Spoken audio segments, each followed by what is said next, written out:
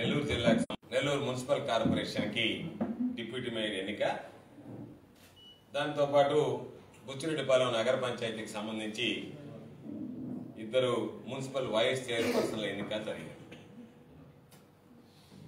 నెల్లూరు నగరానికి సంబంధించి మేము ముందే సమావేశం ఏర్పాటు చేసుకొని ఆ సమావేశంలో మా కార్పొరేటర్లు, ఇన్ఛార్జీలు, నాయకులు అందరితో చర్చించిన తర్వాత అధిష్టానానికి నివేదిస్తాం. అధిష్టానం ఏ నిర్ణయం తీసుకుంటే ఆ నిర్ణయం ప్రకారం నడుచుకుంటామని చెప్పి ప్రకటించడంతో పాటు ఆ రోజే అభ్యర్థిని నిలబెట్టాలి అనుకుంటే ఖచ్చితంగా మరలా ఒకసారి ముస్లిం మైనారిటీలకి అవకాశం ఇవ్వాలి అనేటువంటి ఆలోచన చేయడం జరిగింది. వైఎస్ఆర్ కాంగ్రెస్ పార్టీ ఏదైతే ముస్లిం మైనారిటీలకు అవకాశం ఇవ్వాలనేటువంటి నిర్ణయం తీసుకున్నామో దానితో విధిలేని పరిస్థితుల్లో గత్యంతరం లేక ఈరోజు తెలుగుదేశం పార్టీకి సంబంధించినటువంటి నాయకులు ముస్లిం మైనారిటీ అభ్యర్థికే ఈరోజు ఖరారు చేయడం జరిగింది. ముస్లిం మైనారిటీ అభ్యర్థులకు కేటాయించాలన్నటువంటి ఆలోచన గతంలో జగన్మోహన్ రెడ్డి గారు చేశారు. మరలా ఈ రోజు కూడా వైఎస్ఆర్ కాంగ్రెస్ పార్టీ అదే ఆలోచనని నెల్లూరు జిల్లాకు సంబంధించి డిప్యూటీ మేయర్ విషయంలో కొనసాగించడం జరిగింది. అయితే దౌర్భాగ్యమైనటువంటి పరిస్థితి ఏమిటంటే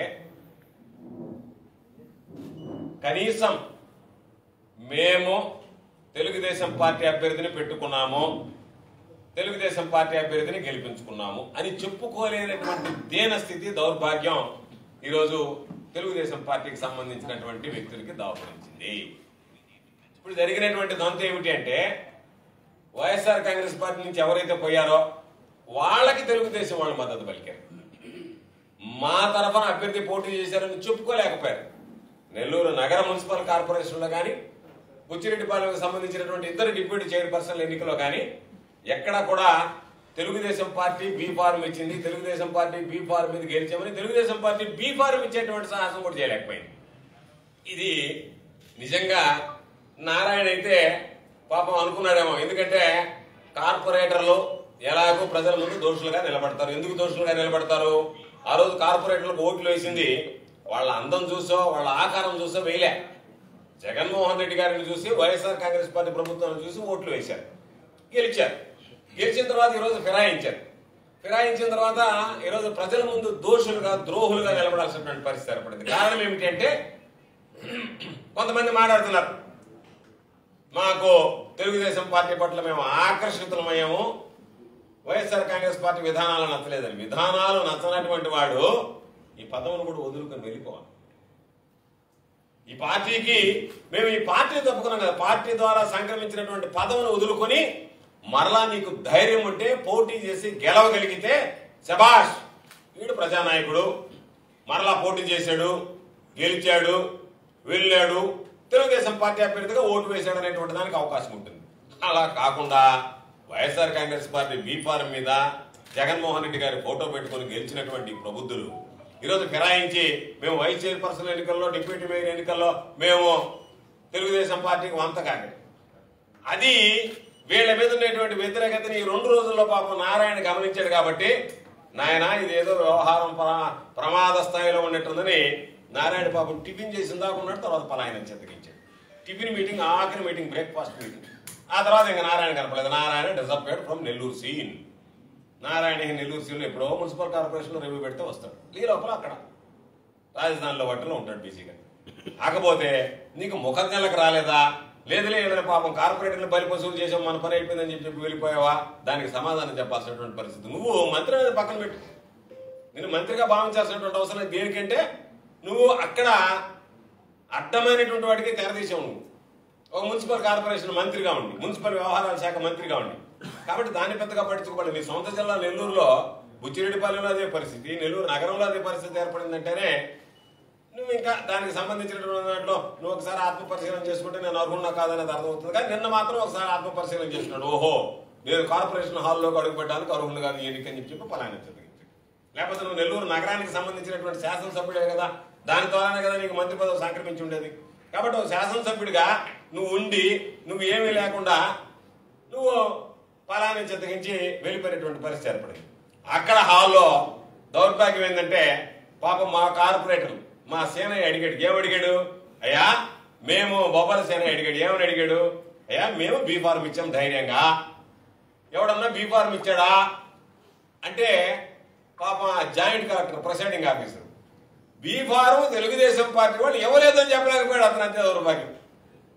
అంటే అధికారులు ఎట్లున్నారంటే వాళ్ళని చూస్తే నాకు అనిపించింది, మామూలుగా సాధారణంగా ఈ జిల్లాలో చాలా మంది రెవెన్యూ మంత్రులు పనిచేశారు. నేదురుమల్లి జనార్దన్ రెడ్డి గారి దగ్గర నుంచి నల్లపురెడ్డి శ్రీనివాసరెడ్డి గారి దాకా ఉద్దండలు రెవెన్యూ మంత్రిగా పనిచేశారు. వాళ్ళు రెవెన్యూ మంత్రిగా పనిచేసిన హయాంలో కూడా ఇక్కడ ఉన్నటువంటి కలెక్టర్లు జనసుచన్ గారు ఆ రోజు కలెక్టర్గా ఉన్నాడు, నల్లపురెడ్డి శ్రీనివాసరెడ్డి గారు రెవెన్యూ మంత్రిగా ఉన్నప్పుడు, సుజాతారావు గారు నేదురుమల్లి జనార్దన్ రెడ్డి గారు ఉన్నప్పుడు ఇక్కడ కలెక్టర్గా పనిచేశారు. వాళ్ళు కలెక్టర్లుగా పనిచేసిన అంత అనుభవం కలిగినటువంటి వ్యక్తులు మంత్రులుగా ఉన్నా ఏదన్నా ప్రజలకు సంబంధించి తేడా వస్తే వెళ్ళి చెప్పేవాళ్ళు, వాళ్ళకి నచ్చ చెప్పేవాళ్ళు, ఇదిగో ఇది చేసే, ఇది వ్యతిరేకం, ఇది మంచిది కాదు అని చెప్పి వినేవాళ్ళు. ఈ రోజు వాళ్ళకన్నా ముందు వీళ్ళు మలుకొని ఉంటారు, కలెక్టర్లు జాయింట్ కలెక్టర్లు వీళ్ళు పోయి చెప్తున్నారు వాళ్ళకి ఏ విధంగా జరగొట్టాలి వ్యవస్థనని చెప్పి. దానిలో భాగంగా ఒక అంశాన్ని ఒక కార్పొరేటర్ అక్కడ ఉండేటువంటి సభ్యుడు లేవనెత్తే జాయింట్ కలెక్టర్కి రాసి ఇవ్వాలంట. రాసి ఇస్తే జాయింట్ కలెక్టర్ రాసి ఇస్తాడంట మళ్ళీ తిరిగి కనుక నోటితో చెప్పడం. అంటే నోటితో చెప్పడానికి ఇబ్బందికర పరిస్థితులు ఏర్పడ్డాయని పాపం వాళ్ళు చెప్పుకోలేకపోయారు. ఎమ్మెల్యేలు వాళ్ళు మేము మా అభ్యర్థిని గెలిపించుకున్నామని చెప్పి వచ్చిన అయితే వాళ్ళు అడుగుతున్నారు, మీరు ఎవరిని గెలిపించారు, ఇండిపెండెంటే కదా అంటే ఇండిపెండెంటా ఓయమ్మ ఇండిపెండెంట్ అని చెప్తే ఏమో లేదు మేము గెలిపించుకున్నామా. మేము ఒక ఆయన ఏమో మామూలుగా నెల్లూరు ఆయన రూరల్ ఎమ్మెల్యే గారు ఆయన కానుక ఇచ్చాడంట. ఎవరికి? లోకేష్ బాబుకి, చంద్రబాబు నాయుడు గారికి, డిప్యూటీ సీఎంకి. ఏం కానుక ఇచ్చావు? మా ఎమ్మెల్యే అభ్యర్థికి గెలిచినటువంటి తెలుసుకుని నువ్వు కానుక ఇచ్చిన ఆయనకి. మాకు సంబంధించి కార్పొరేటర్ అభ్యర్థిగా గెలిచిన డిప్యూటీ మేయర్ చేసి కానుక ఇస్తారా? ఒరే ఏదన్నా మాట్లాడాలన్నా చేయాలన్నా కూడా ఏ విధంగా ఎవరు చెప్పారు. ఇప్పుడు విప్పు చెల్లదని చెప్పాడు ఎవడో ఒక కాన్స్టిట్యూషనల్ ఎక్స్పర్ట్ ఒక ఆయన రాజ్యాంగ నిపుణులు తీసుకొచ్చారంట రాత్రి. ఆయన రాజ్యాంగ నిపుణుడు వచ్చి అన్ని పరిశీలించే 1/3, 2/3, 3/3. అసలు కనీసం మీకు అవగాహన ఉందా? మీకు తెలుసా? విప్పుల గురించి తెలుసా? 1/3 ఏంది, 2/3 ఏంది? అటువంటి రాజ్యాంగ నిపుణులు పెట్టుకుని కదా అన్యాయం అయిపోతున్నది. మీరు 91వ అమెండ్మెంట్ జరిగిన తర్వాత, రాజ్యాంగ సవరణ జరిగిన తర్వాత అనేక రకాలైనటువంటి నిర్ణయాలు తీసుకున్నారు. మీకు తెలియకపోతే తెలుసుకోండి. పాపం కొంతమంది ప్రశ్నలు కూడా తప్పుదారి పట్టించారు. లేదంతా తూతో వెళ్ళిపోయినారంటే ఇంక విప్పు చేయలేదంటారు. విప్పు చేయలేదండి.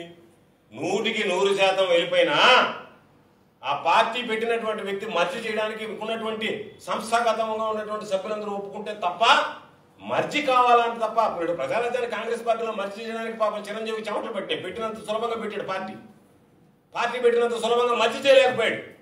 మర్జీ చేయడానికి చెమటలు పట్టాయి. కాబట్టి పూర్తిగా పార్టీ విలీనమైతే తప్ప ఆ పార్టీకి సంబంధించినటువంటి వ్యక్తి ఎవడు ఫిరాయించినట్టే 100% వెళ్ళిపోయినా కూడా వాడు ఫిరాయింపుల కిందకి వస్తారు. 91 రాజ్యాంగ సవరణలో తీసుకున్నటువంటి నిర్ణయాల్లో ఈరోజు చాలా మంది తెలియక మాట్లాడుతున్నారు. 2-3 నిర్ణయాలు ప్రధానమైన నిర్ణయాలు ఉన్నాయి. వాటిలో ఒకటేంటి?